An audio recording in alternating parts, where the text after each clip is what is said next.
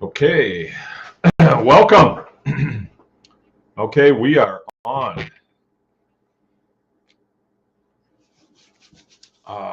Welcome to the Anyone Can Farm live chat. I'm Mark, your host tonight, coming to you from Baker's Green Acres in lovely Marion, Michigan. Beautiful day here today. A little overcast, but we had some pretty nice sun. And I had a wicked day. I had a wicked good day. Let me turn the old chatteroo on. Good. Samantha Brown's with us. Right on. I'm throwing a little Maine vernacular at you when I say wicked good. I lived in Maine for quite a long time, up there by Aroostook County, and they have a certain accent up there. Like they say, "Oh, wicked good, wicked good." So it was wicked good living up there. I was stationed at Loring Air Force Base. Excuse me. All right, I had a wicked day today. It was wicked good. Wicked. A friend of mine called me yesterday, said, you got some wood down here, pick it up. Only he is Amish and he doesn't talk like that. But apparently I had some wood that I had spoken for and I kind of forgot it, you know. And so I shot down there today and bought a bunk of 2x6s, 12 footers, and brought them home. And it works into the subject for tonight. Now, Friday is Open Line Friday. And for those of you who are new, we're like Samantha, we're hey, Nancy, Inga, we're changing things around a little bit, always changing things around. Justin, how you doing? I'm going to see you here soon, I hope. Pictures coming to you. Just, yeah, I've had a lot to do. So we used to do Q&A on Wednesday, and we've decided to delete that and take a break in the middle of the week. So we only on 4 days. We used to be 5 days. Now we're going to 4. And there's even some more changes coming, but my staff is working on that. Okay. So today I had Joe working over here with me, and we were throwing down on the campground. Yeah, you're more patient than I am. Working over there. Those of you who are new, we do quite a few classes here, and we have people that come here with motorhomes and campers, and some people just want to camp out. And so we've kind of fashioned out a couple of nice campsites next door and built an overhang off the garage so that we can drive a sand point over there so there's water, and have a little outdoor kitchen so if people want to prepare meals and stuff, they have a common area, but if they want to be secluded and have their own little spot, they can do that too. And so we worked on that today.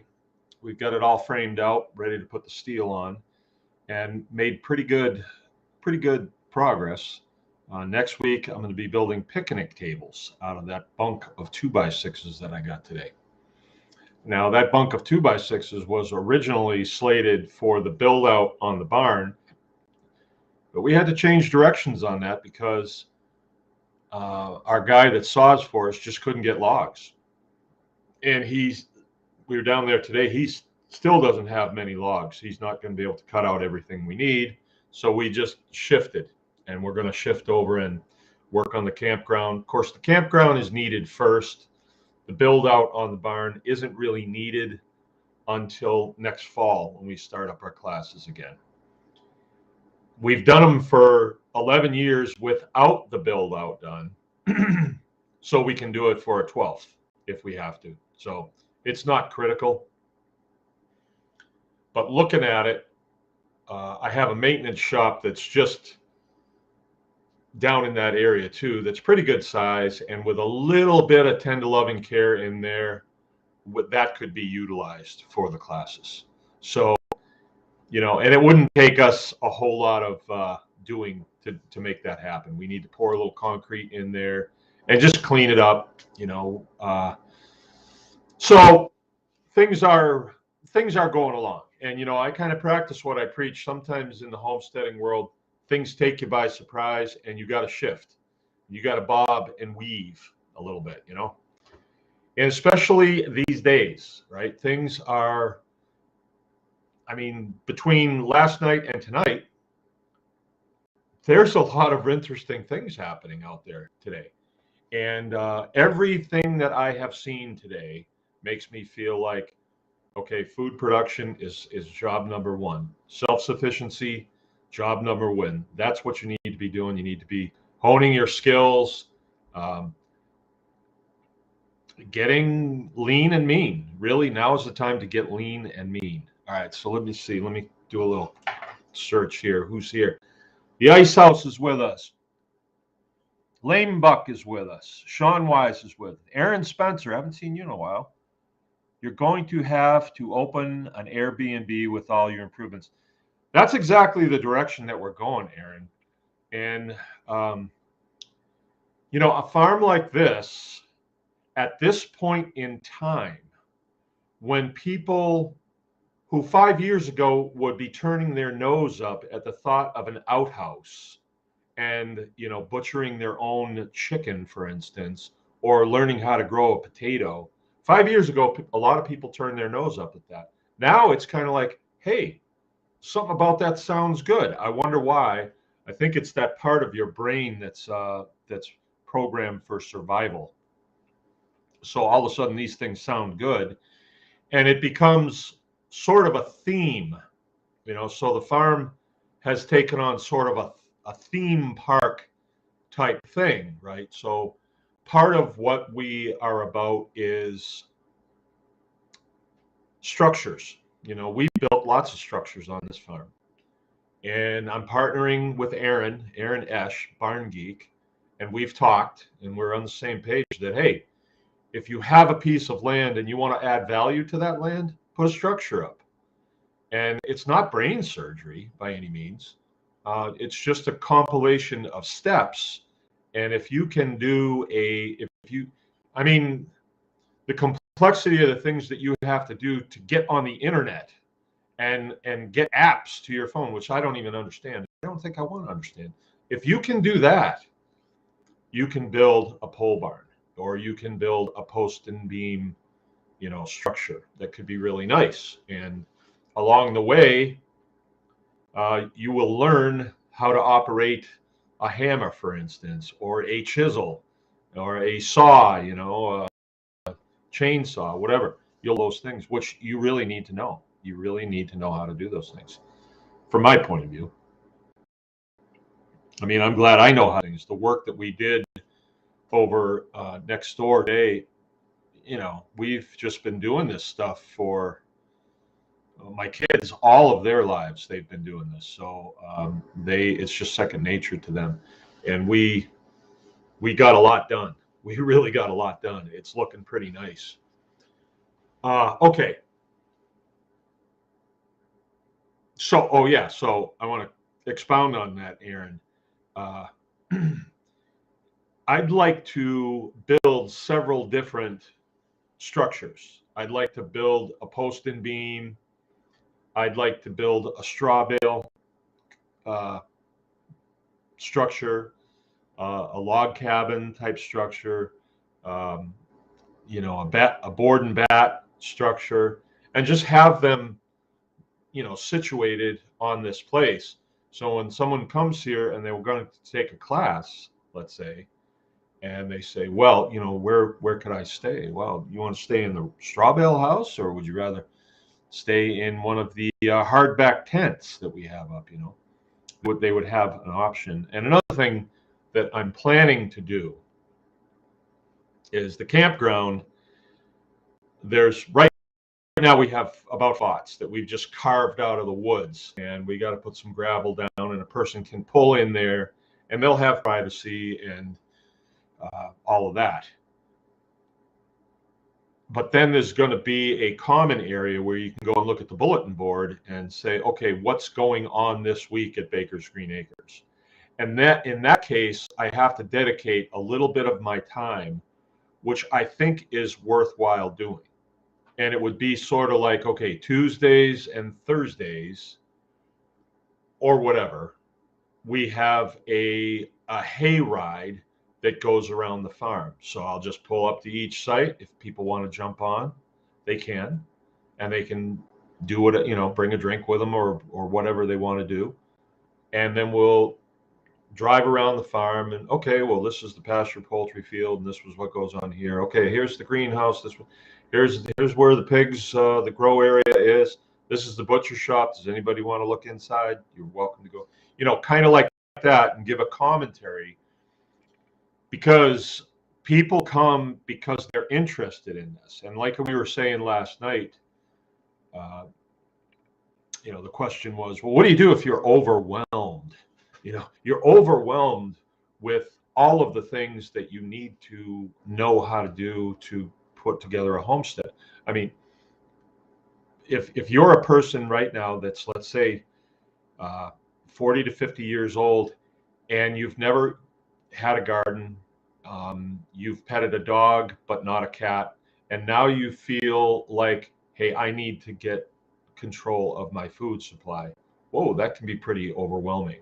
That would be me saying, I've got to learn how to do whatever, spreadsheets or whatever they have on the internet, that I'm not really too savvy on. It would kind of be like, oh, you mean I got to learn to type? I don't even want to do that, So people were, or the question was from the resistance chicks, like,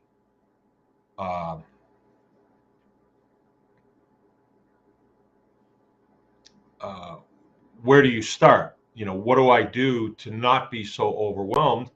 And one of my suggestions was immerse yourself in it. Like, if you could go on a camping trip and you camp on a farm, a working farm, and then a couple of times while you're there, you get to go and tour the farm, and maybe the guy that runs the place will come down and talk to you. You never know. I don't mind doing that. I like talking with people. But you would be immersed in it. You would see it. You would watch it operate. You would possibly, we would even, like, what's going on Friday? Oh, chicken butchering is going on Friday. Does anybody want to help? Sometimes that can be a little touchy. That can turn into a real mess, because we've got a lot of work to do. And, if a family full of, 6 kids wants to help, that can really be, it can be stressful. So I can't guarantee that that's going to be available, but anything is possible. If people want to learn how to do this stuff, it is possible to, to intern it with it. It is possible, but I'm not saying available to everybody, because I just can't make that claim. It's a big country, a lot of people in it. But when we do classes, people, we're encouraging people to come and take the class. That's for sure. I want to make something really clear. There was some conversation today with one of our people, and this is a working farm. So the majority of the income on this place is from the work that we do as a farm. We produce chickens, we process the chickens, we sell the chickens, and we make money doing that. And we have to make money to continue to keep the lights on, to keep this thing going. Have to. In the last couple of years, our income has been supplemented by the Anyone Can Farm program, but it takes away from our production time. So, the question was, well, I'd like to learn how to do this, but I can't pay money to learn how to do things. And I just, that falls into the category of priorities. If you can pay money to go to, say, Disneyland, but you learn nothing while you're there, actually it sucks from you. You don't learn anything from it. A lot of activities like that, your priorities are kind of fouled up. If somebody's going to take time out of their schedule, like let's say pasture poultry class, that's a day out of our life, and we have to do a lot of preparation for it. It's fair trade. You know, if you don't want to pay for it, well, then watch YouTube videos. A lot of people can learn by YouTube videos. I watch a lot of them. But if you want the real, instruction site, it, and I don't think it's so outrageous. I think that class is like $75 for the day. Plus we feed you lunch. So I don't think any of it is outrageous. I think it's very fair, actually. But I was questioned on, well, if you want to spread the word, why don't you do it for free? Let me tell you why I don't do it for free. We've tried that before, where somebody who is struggling to make it in this world, and we say to them, come on, you can come for nothing. Not everybody like that. I've recently allowed people to come, and I said, no, I want you here because you're going places, and I want you to come. And this person, shines every time and is moved forward and is going to be a great asset to this community. But we've tried to help folks before, give them a leg up, and they couldn't pay for the class, and a couple of times they didn't even come to the second day. And the reason for that is they're not paying for it, right? So to them, it has no value. But if you, let's say the Homestead Hog Harvest class, it's a 3-day class. We knock down real live pigs to do this. 2 of them, big ones too, big Mangalitses, we knock them down. We charge $500 per seat for a 3-day class. And we feed you probably 3 or 4 times. Good. And if I gave that away for free, people would think it has no value, so I'm not going to go. It's like when you get something in the mail that you didn't ask for, it's like, I don't even really want to open it because I don't care about it. I didn't ask for it. So don't pay for it. So that's the long and short of it. That's a principle that you have to know in farming. There is fair trade for everything. And if you get good at something and you're going to host a class and teach that, yeah, you got to be compensated because you're taking away a day from your operation. Now, at first, if you're not a good instructor, take it easy. Just take it easy. By the way, the gardening class at the Clerks is a go, and I've got to look that up on my phone. I will. Okay. So, question last night from Amy Stumpo. Me and Dion have become friends of ours. They took one of our classes the year before last fall, so we've known them for, it's going to be 2 years. It was actually Amy that said, you know what, you guys should do like a summer camp here type thing. And that's where the Tribe Day came from. They were here, we were eating and having a fun time and stuff. And she was talking with Jill, I think, and that's when she said that. And hey, that sounds like fun. And I didn't get too involved in it, actually. And last year it went over really, really big, people. And that's when people camped here, and they were just here, there, and everywhere. And we thought, well, we could make it a lot more convenient for people, and plus, provide them with some facilities so they have porta potties and stuff like that, and water and things like that. It makes it kind of a lot more fun if you have those things. So that's where the idea kind of came from, and I built on that when I was down in Texas this past January at Sean and Amy's place, and I started learning about nomads, and yeah. So, okay, so Amy had a question, and it's deep, and I got it last night, and I thought, this would be a great subject. Now, today is open line, so if you have things, input, let's hear them. Okay, Justin, what dimension lumber is required to finish out the build out? That's a loaded question. That's a loaded question. And quantity. I would have to get with you offline on that. Okay. Okay, Keith's with us. And Clark's with us. Good. Okay, so here's this question. I'm going to read it just the way it is. Okay. So we listened to your interview Monday night and feel highly inspired. Like, what else can we be doing? We have 10 whole acres here. We could do a lot more with it. So the plan is that she asked the question and then they are formulating a plan. And I got this, all right? I think this has a lot of potential. So the plan is to come up with a list of things we could potentially add to our property, homestead, and then each of the 5 of us choose one thing off the list and get good at it. And once we've got it down, choose another and all help each other along the way. So, okay. All right. So topic idea. What small things can you do to value add to your space, no matter how big or small? And can you link those things together to improve one another?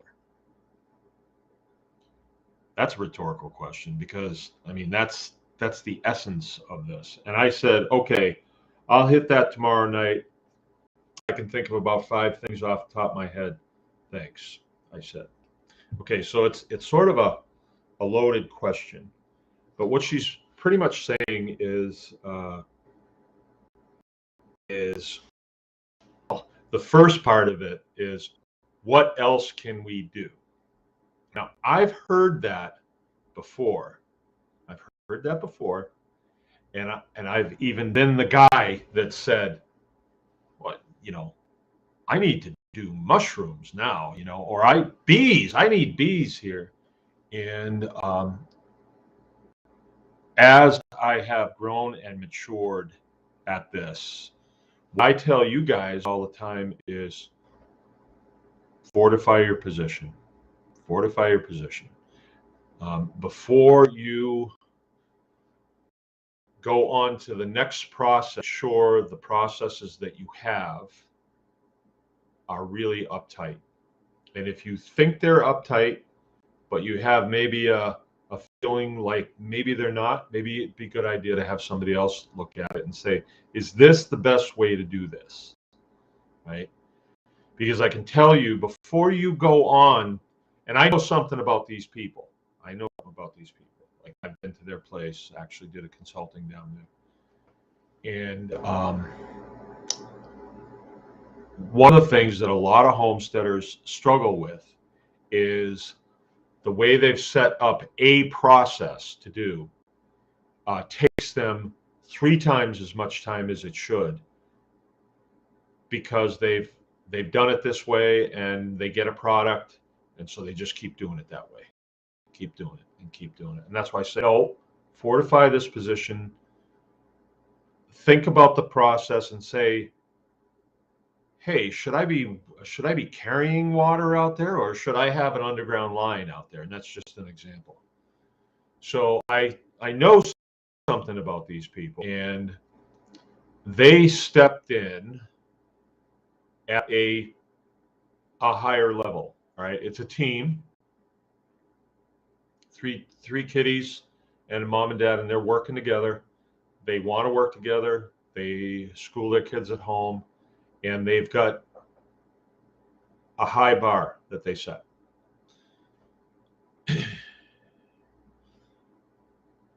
So I have said for a long time, if you want a process that nobody else wants to do and has made it so this farm prospers in tough times, get into butchering.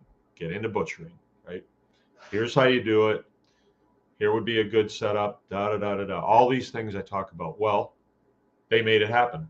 They built a building, poured concrete, got the building up, and are well on their way to having their own butcher shop. And they've already said, we would like to do hog harvest here. We would like to do that. The clerks are doing it. They're probably, kind of neck and neck. I don't think they were in the same class. They weren't, but it was the same year. They were both here the same year, right? It's the year before last. We did 2 classes, and they came to separate classes, and they live quite, quite close compared to where we live from them. So I think this is a tough one, but I think before you go off on another process, I would really look at like subcategories here. You've got a butcher shop. That is a huge category. Do you, I could run down the list if we were face to face. Do you know how to boom, boom, boom, boom, boom? Let's make a list. And every time you say no, I'll say, before you start, one more thing, get that figured out, how that's done. Well,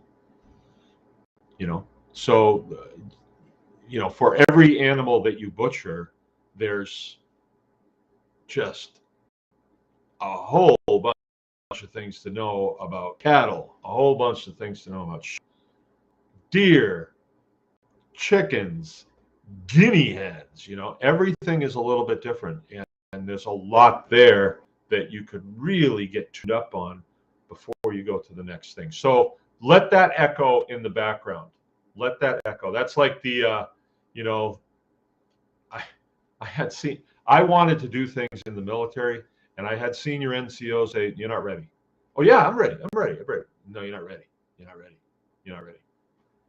And I would thought they were just being jerks. "I'm ready. I'm ready." "No, you're not ready." And then when I got to be, more senior, I had to do the same thing. I want to make sure people are fully trained, know everything there is to know about that. Now, am I that way? I'm still in training. I have butchered just about everything there is, but I watch guys on the internet that butcher things, and I thought, I did not know that. I didn't know how to do that. And then it's like, I'm going to try it next time I do a beef. I'm going to do that.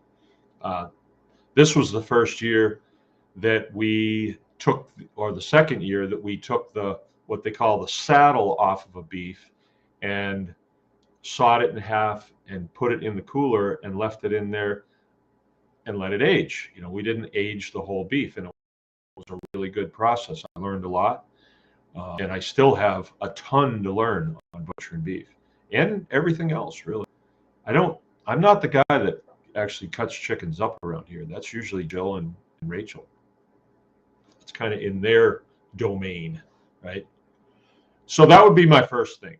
Is everything that you have running there, and I know they have pigs, they do pastured poultry, they have a garden, and now the butcher shop, and milking cows. They have 2 cows that they're milking. Is every one of those processes running as clean and efficiently as it could? And until you're able to look me in the eye and say, "Oh yeah, I'll know if you're fibbing to me." Until that's, I would tune them up. I would be working at that. Dedicate a lot of time to that, and then be thinking, okay, what's next? So your staff there, they're still pretty young, but you're exposing them to a lot of different things. And I love this idea of, we're going to branch out 5 different ways. I love that idea.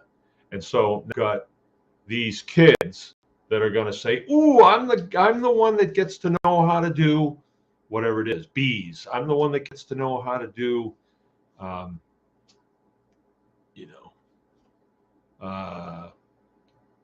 every homestead should have a tower, I think. My son Joe kind of makes fun of me because I built a tower, and I think it's a really good have, but he thinks it's kind of weird. And when he's mocking me, he says, well, we can go up in the tower and we can observe. And I think that's a good thing. When you're in a tower and you're looking down, your observation point is way different. I mean, I should make fun of him because he's the one with the drone. I don't have a drone. I got him a thing one year, and he never lets me forget it. He was going down the road of being mechanically inclined and looking at things and, designing things and, being a little inventor. And I saw this thing at Home Depot. It had a handle on it. And when you squeeze the handle, it had a hand out here, or just a clamp that would close. So it was like maybe 4 feet long, and you could reach out and you could pick something up 4 feet away. And it was like $15, and I got it for him for his birthday. And he looked at that like, what the heck is this? And he's always kind of made fun of me over that. But it was a really neat thing. And we've gone through a few of them. They're really neat. Like if you're on the lawnmower and you're mowing along and you've got to pick something up before you run it over, it's right help. I wonder if our thing is plugged in. No, it isn't. It isn't. How's my sound? Oh, well, I can't plug it in on this one, I guess. Okay.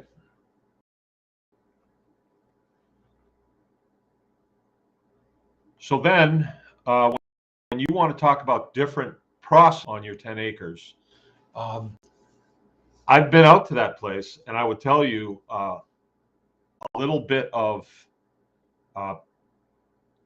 creation of open spaces there. They've got a lot of pine, and like what we did at Joe's place, where we fenced in an area, and then we, made it so that the pigs were, and then add in quite a bit of wood chips and stuff like that. So you bring in the fertility of that area up. 10 acres is a good chunk of land. It really is. And you can have a really, really nice thing there, very intense, vertically integrated property there that could be really quite nice. And that's in a pretty good neighborhood too. I've been there. It's pretty good. Once you've got that butcher shop there and you start operating that, you're going to see, what a moneymaker that is. I mean, that could free one of you up from probably having to work full time, or you could work part time and then work in the butcher shop full time. That would be pretty nice, I would think. So let's see if I said I could think of about 5 things right off the top of my head. If you, like this year, I guess any year, but especially this year with the things that we've been talking about and food shortages and stuff, I would make it my business to get some container gardening going there. Makes a lot of sense. Look into growing potatoes, tomatoes, peppers, cukes. And then one of the kids could learn water glassing. That's a good one. One of the kids could take on pickle making. That's really good. That's really good thing. I mean, and even if your garden doesn't do that well, when you're driving around, somebody's got a stand out in front of their house. It's usually cheap as can be. You just clean them out and then bring that stuff home and get it in or cans. That would be really neat to do. And if your kids got good at that, it's something that they can do and they can enjoy doing. The possibility is there as the homestead increases, that you could have an area in the back, and it can be anything. It could be a store where your friends can come in and they can get what they need and take it with them. So you're milking cows, you milk than you need, and You know, we have people wheeling in here all the time and grabbing milk and wheeling back out with it, and it's a pretty nice little thing going. There was something brought up on the tribe last night about milk. Let's see.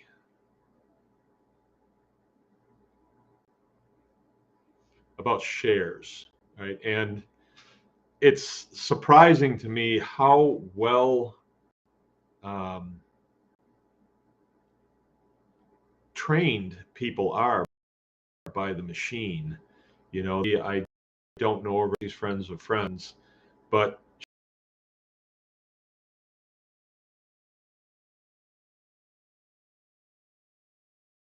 like refrain from using the word sale and milk in the same subject. And then talked about some little really nebulous possibilities of laws that you can when you sell milk, you know, like the FDA, like the FDA has an enforcement wing, you know, or the Department of Agriculture in the state of Michigan, like they have an enforcement wing. They really don't. So I just to make my point, I put in there in my I wrote I sell raw milk. Okay, if it's illegal, then I've just admitted I'm doing something illegal. I guess the Mountie should be coming up the driveway and confiscating my cows or my milking machine. It's like my milking machine is like a still. Like Andy and Barney are going to come up here in the police car and they're going to break it up with axes.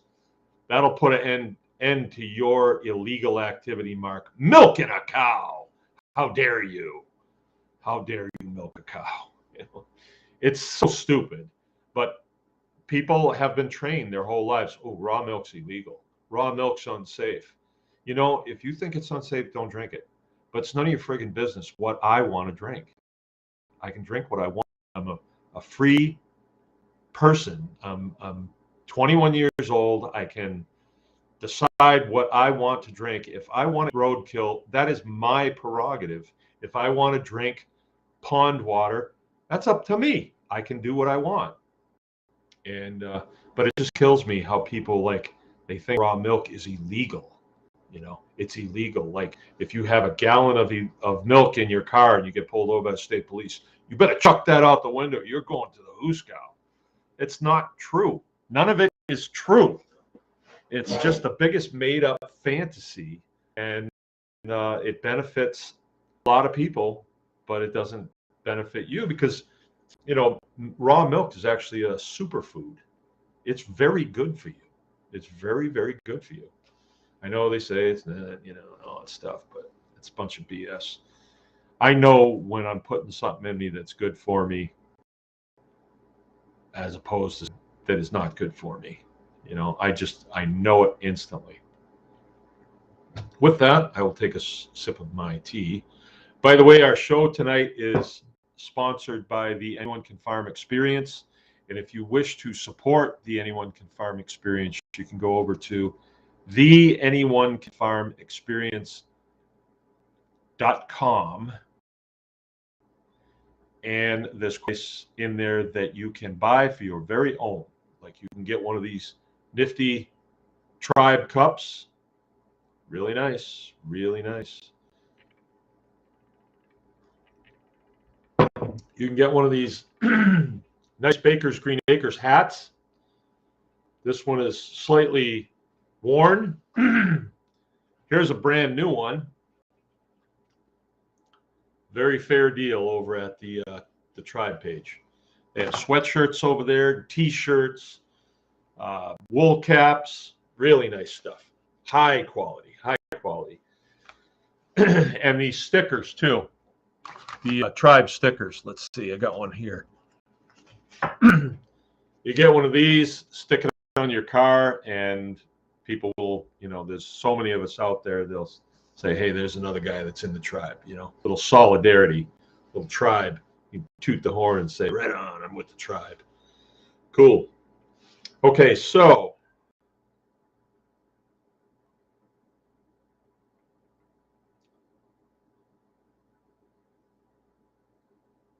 Well, I think I wrung that one out. I think I wrung that out. So, what small things can you do to value add to your space? Well, um, let's just take our space next door that we've turned into, some parking spaces on there that a person can camp. Um, if you just have a chunk cut out of the woods, and then there's a bunch of rocks there for a fireplace, for campfire, well, it's a little better. If there's a post coming out of the ground and it's got a little valve on there that you turn and clean water comes out, hey, this is getting good. If there's a post there that's got a plug on it and you could plug something in so you could charge, your phone or whatever, hey, now this is really getting nice. This is pretty posh, right? And then what about a picnic table? If there's a picnic table sitting there, then you have arrived. You really have arrived in that case. So any of those little things definitely improve your property. I would say whenever I'm doing one of my processes, like milking, for instance, there was weak spots in it, and as I'm looking at it, I'm saying, well, that's got to change. We've got to get a handle on that. And some of the things that I changed, it could have wound up in tragedy. It really could have. Like when you have milk cows, generally you'll have some sweet feed or something. You'll give them a little bit just to entice them in. But if they can find it, they'll eat it all.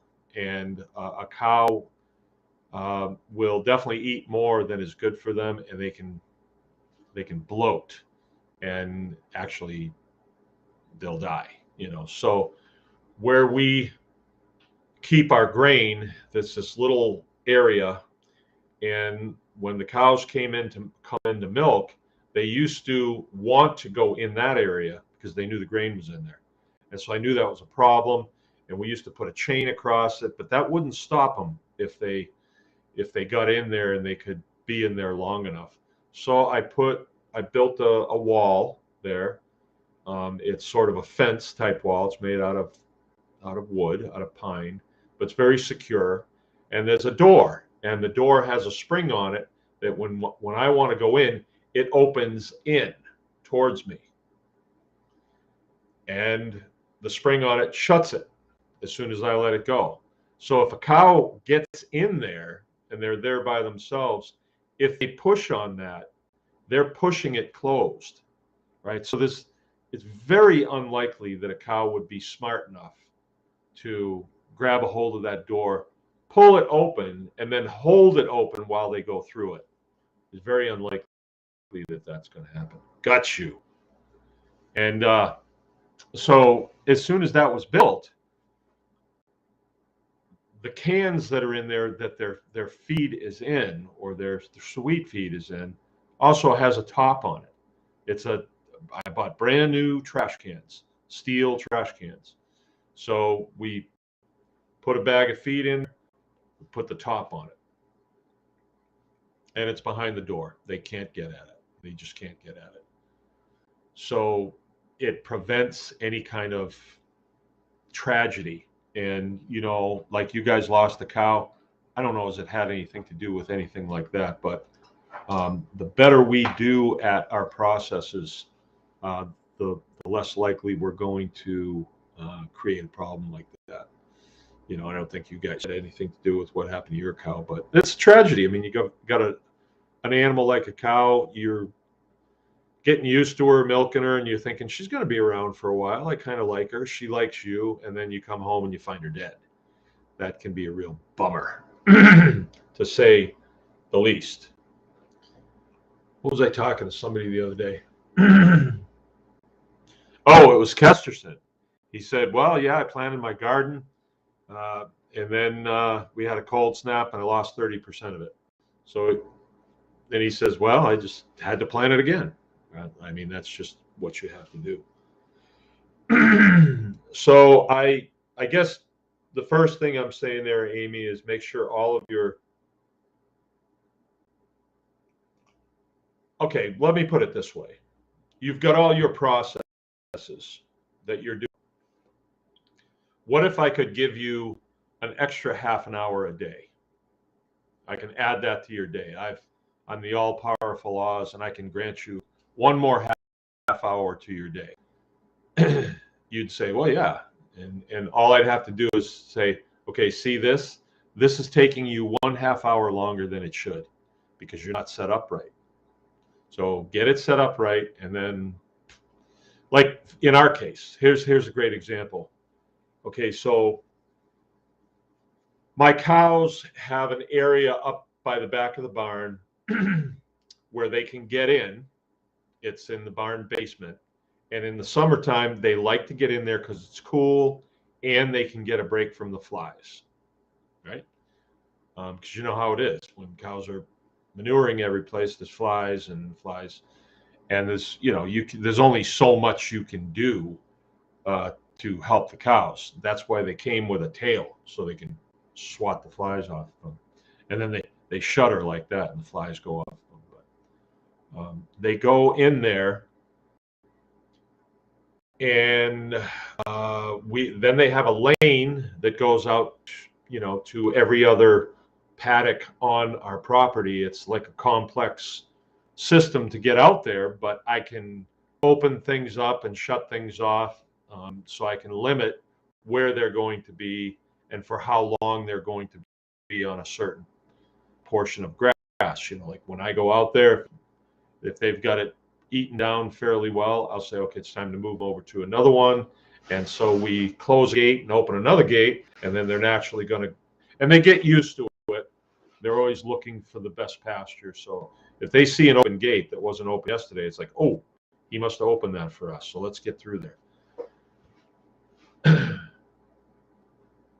And when I designed that, I ran water all the way out and back because I thought, well, they're eating all day. They've got to have water out there, so they can stay hydrated.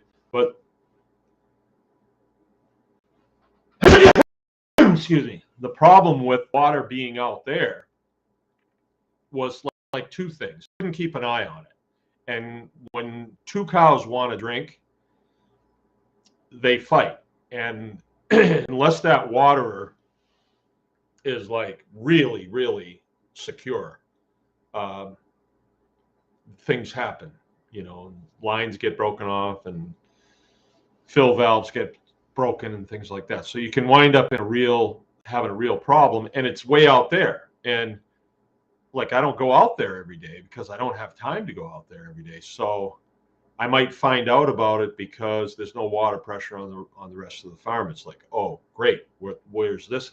What's going on now? So I'll have to walk out, which can take a long time. You walk out, oh, you find out that a valve has been decimated by some cow stepping on it. And then I got to go back to the barn and get tools. And so it turns into a real thing. But I didn't need to water them out there, and I don't want to water them out there because if I water them out there, then they don't come up in the morning to get milked. But if they got to come back up to get water, then they kind of make it a one-stop shop, and they come up, everybody gets a drink of water, and the ones that have to be milked get milked, and then they hang around at the barn for a little while, and then they go back down and find whatever I've opened up for them, But that was a process of doing it and then saying, how could this better? Because that 15-minute walk down into the back and then the 15-minute walk back to push the cows up, and they don't really, if they've got water and they've got grass, they're like, can't you milk me down here? I don't feel like walking up there. So that's an example. We could save a half an hour. Like, it's really nice when we come out in the morning, you put the milking machine together, you walk up into the parlor, and the cow is waiting for you. You didn't have to go get her, right? So, I mean, sometimes a walk can be nice in the morning, but sometimes it's not, right? It's kind of nice when the cow is waiting for you. And then that one goes, you milk her, she goes out, and then the other one comes in and she wants to get milked. So they do know their thing.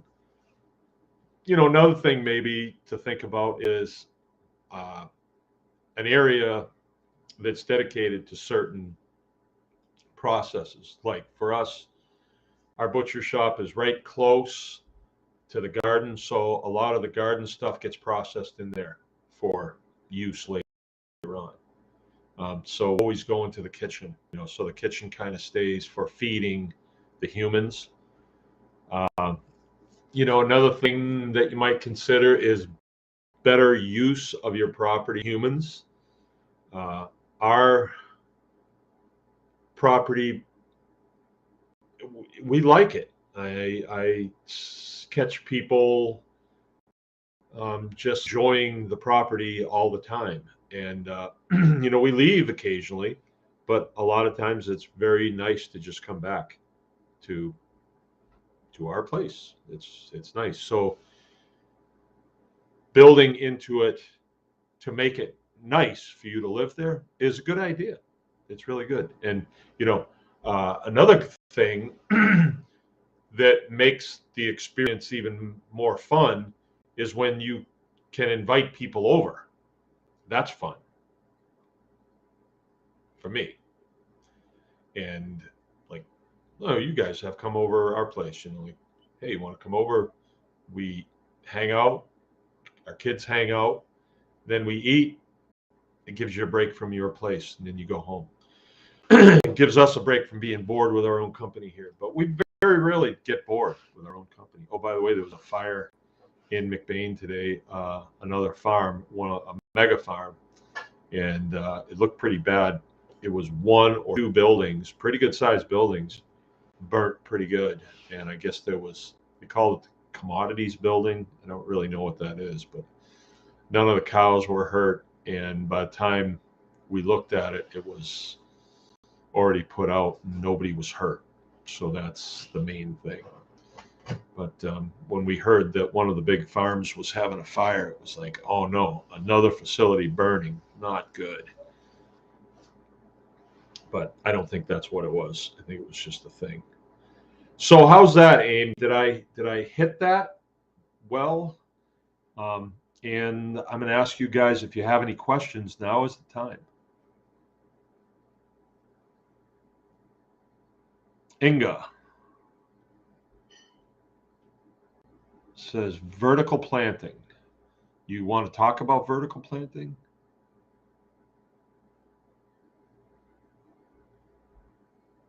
Or you want to talk about guerrilla planting?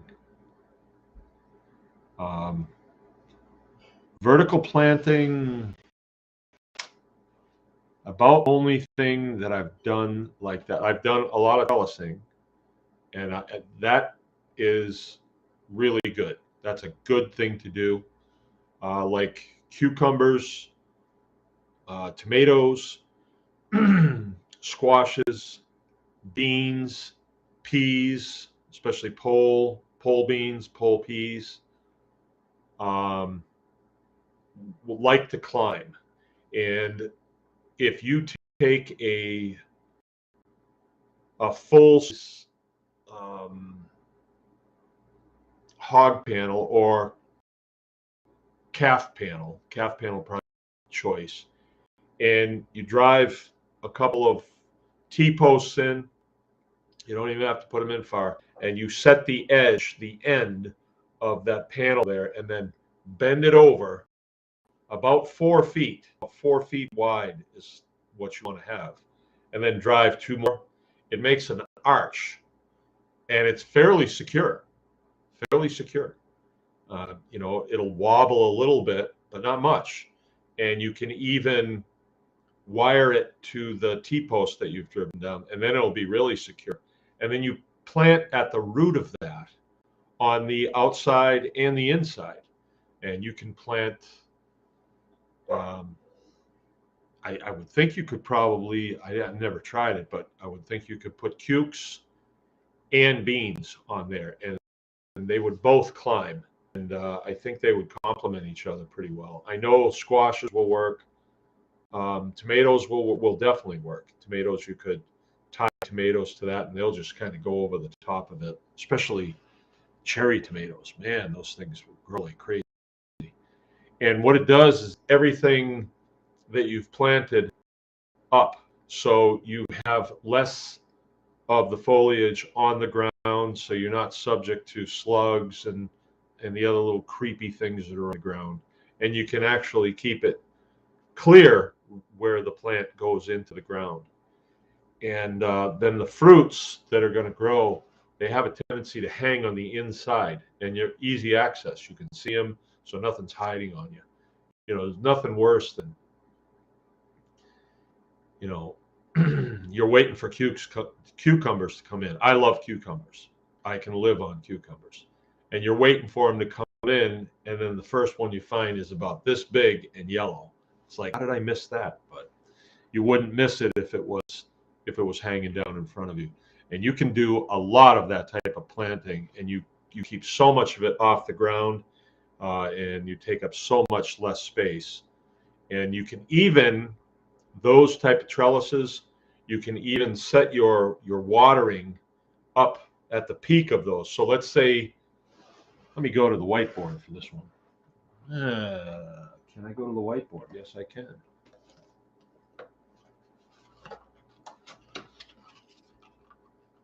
Of course, it's the blackboard now. I guess I'll use yellow today.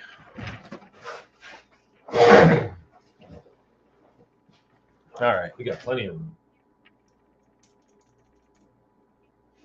All right, so let's say let's view this from the end. So let's say I put in a T-post, and I'm putting in actually 2 T-posts, and then I put 2 of them here. And let's say this is 4 feet.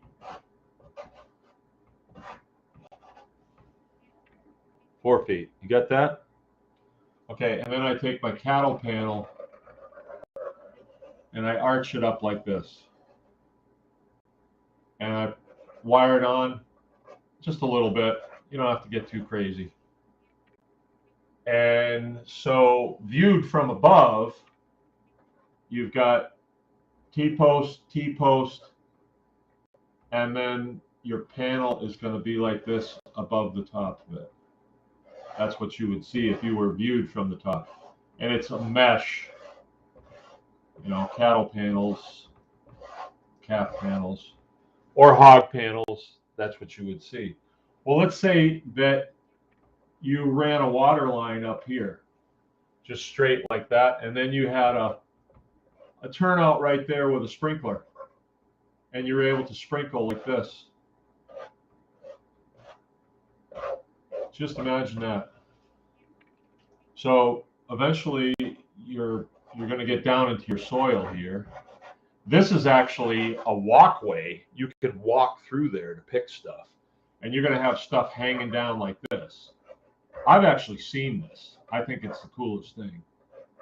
And if those plants were laid out on the ground, for instance,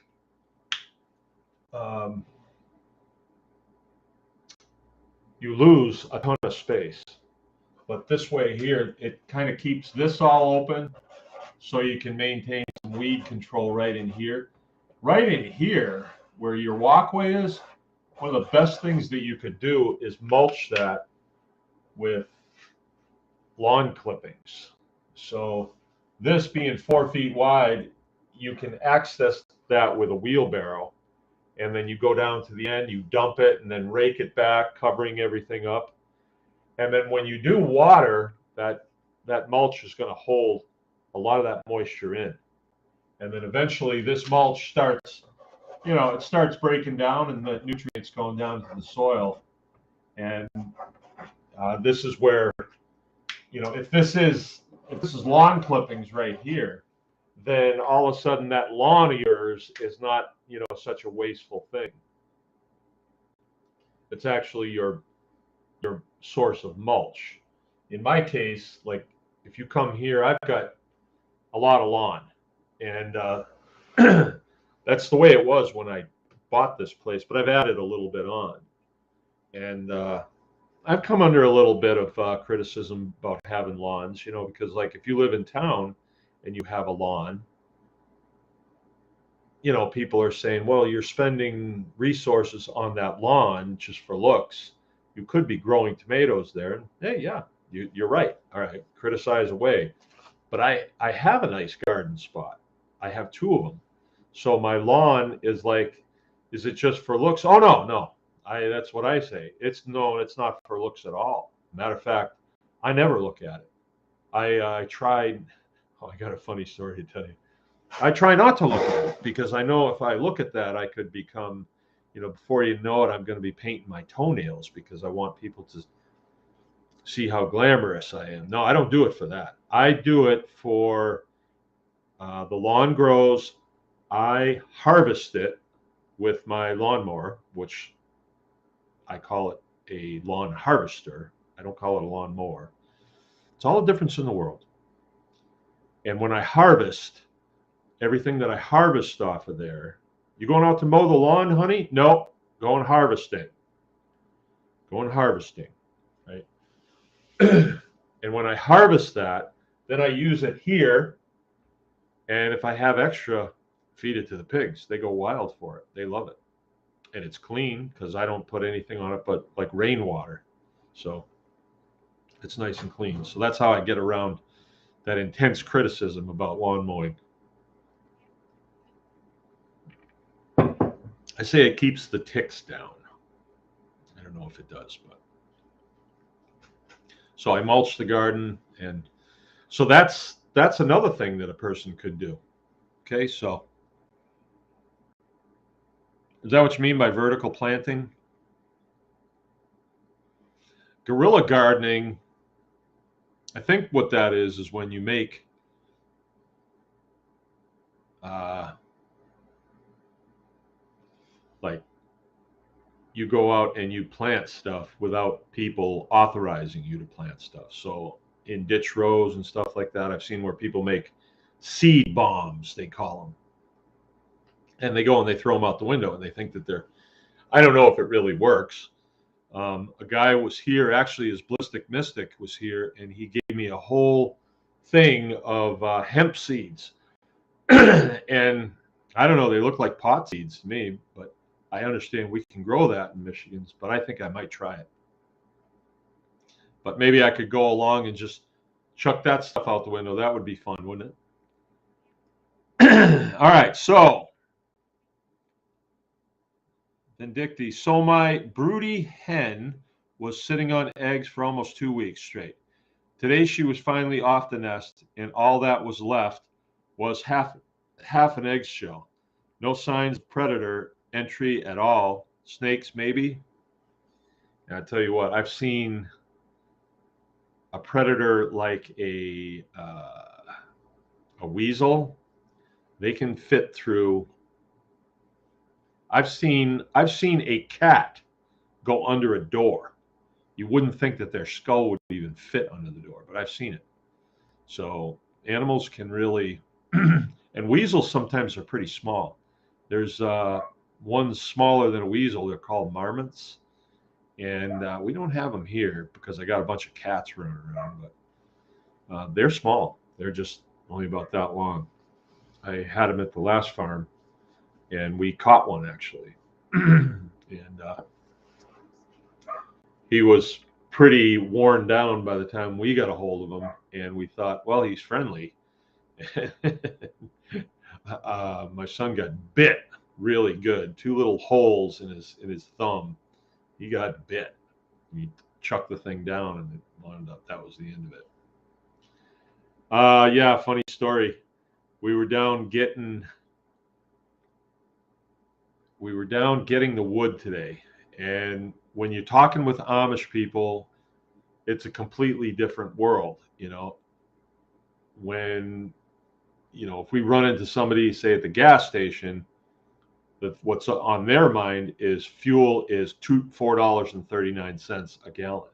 That's what fuel is here in McBain right now. And people are kind of really affected by that. They're hating that pretty well. And I guess I can't look at it that way. And so we were talking to our Amish friend. Me and Joe were talking to him, and he was agreeing with us that, well, people are making a lot more of this whole thing than there really is. It seems a little ominous paying $4.39 for a gallon of gas, but I don't really think it is, because like where I live, if I want to go from here to Cadillac, it's 20 miles. All right. If I was going to take a horse and wagon there, I'd have to get up at 6 in the morning, and I'd be getting there at noon. If I got everything that I wanted and then turned around and came back, I'd be getting home at probably 5 or 6 in the afternoon. And that's all I would have done for the whole day. With my van that gets 20 miles to the gallon, I can put a gallon of gas in it and I can get there for $4.39. I can get home for $4.39. So if I go to Cadillac once a week, it's costing me under $10 to get there. Compared to if I had to walk there,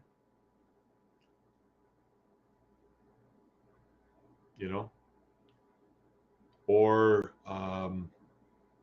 ride a horse there, or ride my bicycle there. No, gas is still cheap. It's still cheap. It's still, when you consider getting you someplace, that's what it's for. Gasoline is to go in this machine to get me there.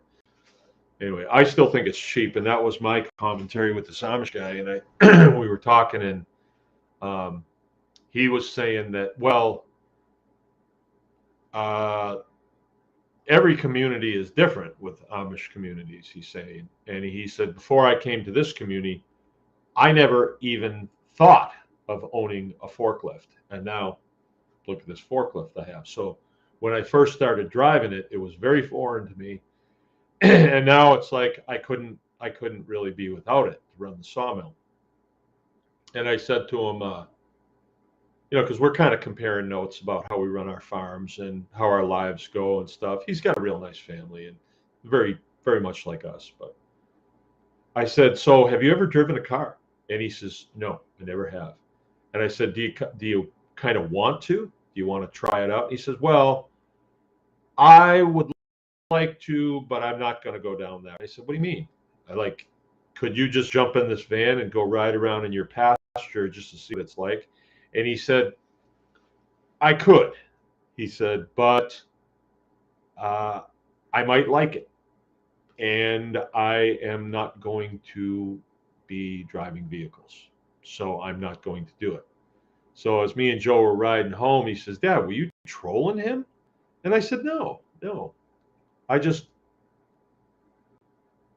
wondered if he wanted to see what it was like to drive a car, if he ever yearned to drive a car. Because at one time when we first moved here, there was a guy that I was working with, and he said, well, you're more like the Amish than a lot of the Amish around here as far as the way you live your life. And he said, do you ever think about being Amish? And I said, yeah, it looks kind of cool, but it would never work for me because I'm not that disciplined to not want to jump in a vehicle. If all of a sudden I'm doing something and I need a part, I'm not going to saddle a horse to ride half a day to get the part. I'm not that disciplined, right? I would have a Toyota stash someplace, and then there's no way I would do that. It's just, to me, it's like, it's like a signal of who they are. A car is a tool to move you from one place to another. Stuff done. Like, we didn't go to the lumber mill today for fun. We went down there because we need this material to build this campground that we're building. If we weren't building this, we wouldn't have gone to get the material. So I don't see it as, we were talking about some friends of ours that are really liberal. And when they're with us, they kind of joke around, with us about stuff. But when some of their friends are there, then they have to signal just how liberal they are, And I guess the Amish do it too. And maybe I do too. I don't know. Signaling how, whatever I am, redneck, conservative, whatever you want to call it. I don't know. Sounds like something got them. Chickens don't usually eat chicks. No.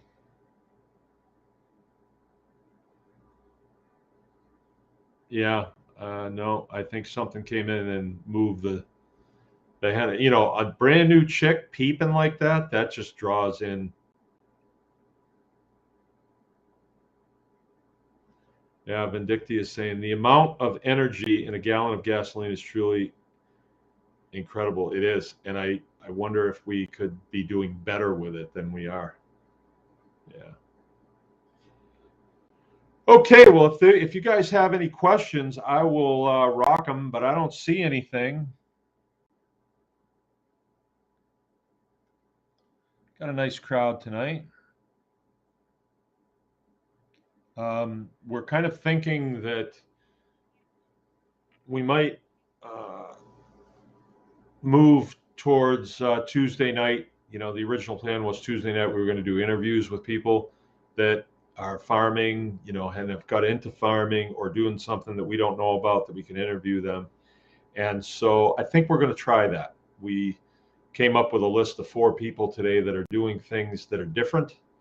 And I think it'd be fun testimony to hear, like, how did you guys get into this? Where did you start? And all that stuff. So you can kind of plan on Tuesday being our interview day. And somebody's putting together a list that's going to be on the anyonecanfarm.com. There'll be a page that you can fill out if you want to come on the show and be interviewed. If you've got something that you want to share, hey, let's hear it, So I think that'd be kind of fun doing that every Tuesday.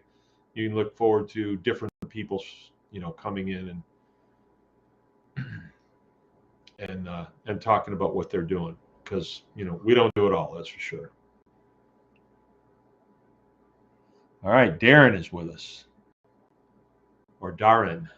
I think that's Darren, isn't it? Or maybe just Darren. Okay. Well, great. I hope everybody has a great weekend. Oh, let's see. I got to give the announcement for De Klerk's. The De Klerk Homestead.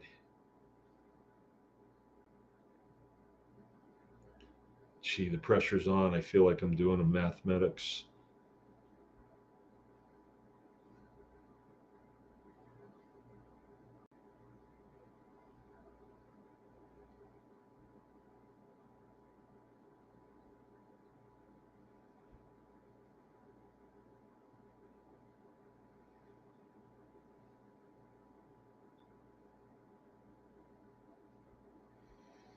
Okay, I'm trying to get there, but it's going really slow. I don't have any reception right now. Well, there it is.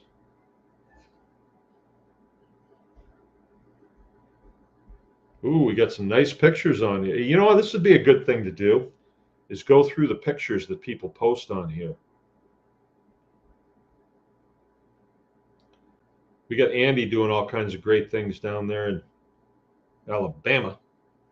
And Keith Sutton, too. He built him a nice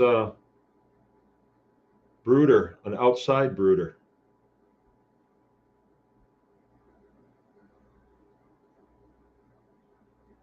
Dan Wallace got some neat things going.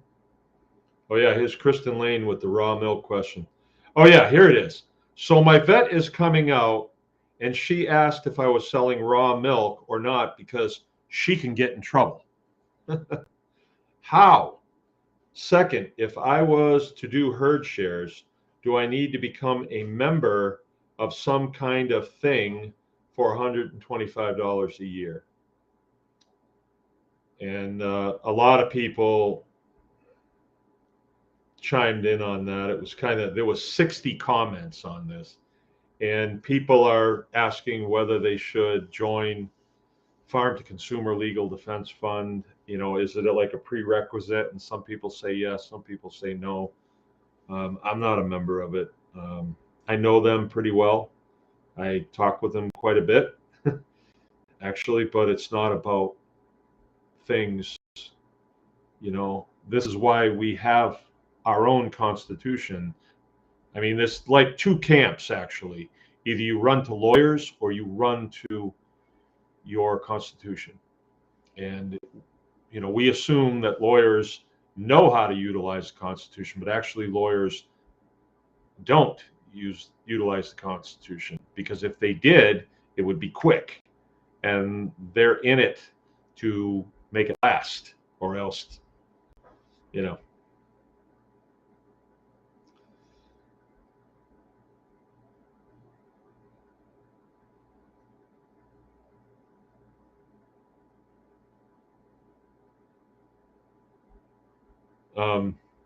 Yeah, there was all kinds of interesting things in there.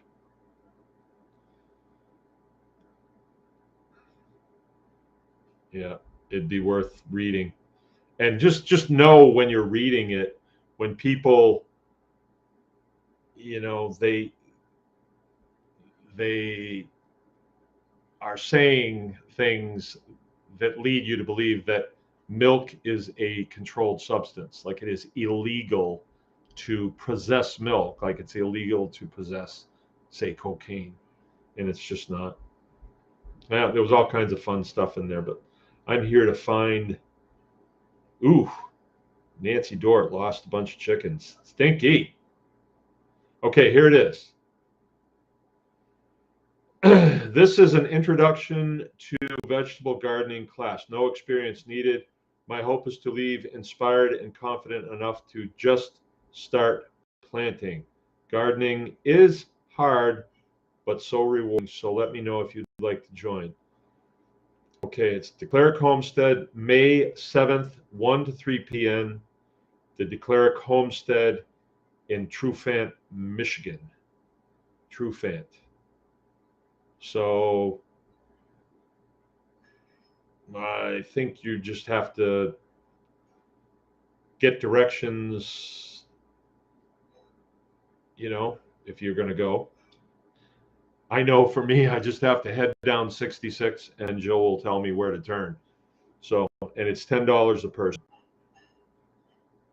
So you better have your lunch before you get there. Okay. Let's see. I'll read the comments and see what they're saying.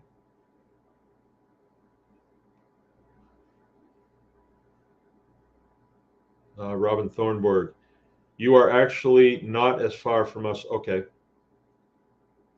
Yeah. A lot of these people have met before, so it's kind of fun.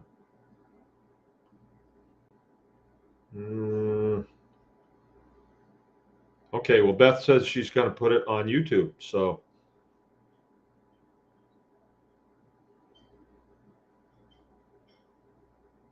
And Nancy Dort says she's going. How about that? No, just kidding. Just kidding. Okay, so that's it tomorrow. I'm looking forward to it. Just getting together with the brethren.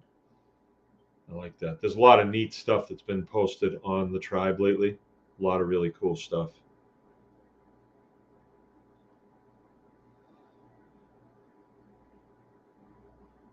Huh, look at this. This was on the conversation with Scott Kesterson. And there was a couple of comments. I don't see him on here, but